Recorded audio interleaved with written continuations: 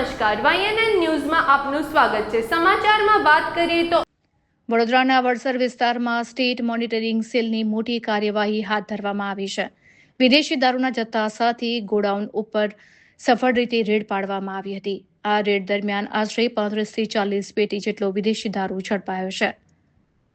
લાખો રૂપિયાનો મુદ્દામાલ સ્ટેટ મોનિટરિંગ સેલે જપ્ત કર્યો છે। ત્યારે સ્ટેટ મોનિટરિંગ સેલની કાર્યવાહીને લઈને માંજલપુર પોલીસની કામગીરી સામે ફરી સવાલો ઉઠી રહ્યા છે અને સ્થાનિક પોલીસ આ રીતે ઊંઘતી હોવાની ચર્ચાએ પણ જોર પકડ્યું છે।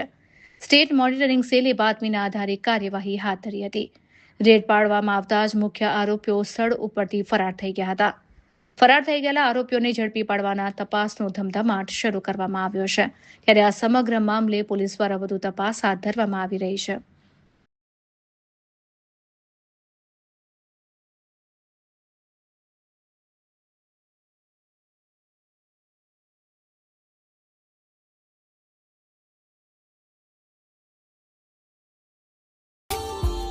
Subscribe now and press the bell icon.